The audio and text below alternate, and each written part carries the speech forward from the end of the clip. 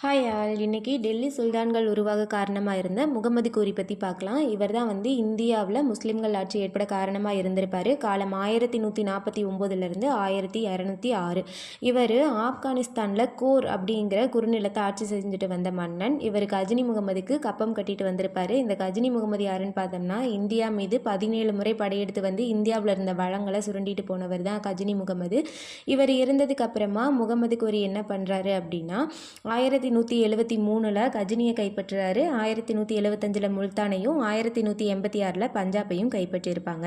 அதுக்கப்புறம் பார்த்தோம்னா இந்தியாவில் எந்த பகுதியை கைப்பற்றினா ஆட்சியை பிடிக்க முடியும்னு பார்க்குறாரு. டெல்லி, அஜ்மீர் இந்த பகுதிகளை 1190 தலைமையிடமாக கொண்டு இந்தியாவோட பெரும்பகுதியை ஆட்சி பண்ணவர் தான் பிருத்திவிராஜ் சௌகான் அப்படிங்கிற ராஜபுத்திரர்.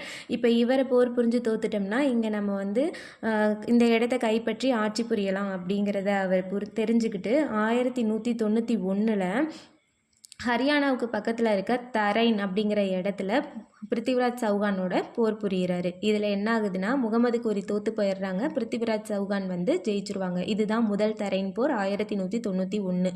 அதே மாதிரியே அடுத்து என்ன பண்ணுறாருன்னா, அவர் தோற்று போனாலும் அடுத்து மறுபடியும் இரண்டாவது தடவையாக 1192 பிருத்திவிராஜ் சௌகானோட தரைன் அப்படிங்கிற அதே இடத்துல மறுபடியும் போர் புரிகிறாரு. இப்போ என்ன பண்ணுறாருன்னா, சில சூழ்ச்சிகள் செய்து பிருத்திவிராஜ் சௌகானை ஜெயிச்சிருவாங்க முகமது கோரி. ஓகேங்களா. 1194 ஜெயச்சந்திரன் அப்படிங்கிறவங்க பிருத்திவிராஜ் சௌகானோட மாமனார். இவங்களை சந்த்வார் அப்படிங்கிற இடத்துல முகமது கோரி தோற்கடிச்சு அப்பவும் முகமது கோரி என்ன பண்ணிடுறாரு, ஜெயிச்சிருவாங்க. இப்போ முகமது கோரி 12ஆம் நூற்றாண்டில் வெற்றி பெற்று வட இந்தியாவில் முஸ்லீம் ஆட்சியை நிறுவிட்டாங்க.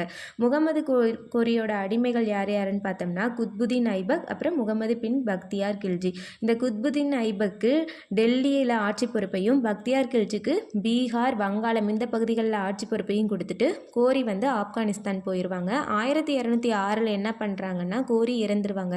அவங்க இறந்துட்டாங்கன்னு தெரிஞ்சதுக்கு அப்புறமா அவங்களோட அடிமைகளாக இருக்கிற குத்புதீன் ஐபக் என்ன பண்ணுறாரு அப்படின்னா, டெல்லியோட முதல் சுல்தானா தன்னை அறிவிச்சுக்கிறாரு. ஓகேங்களா.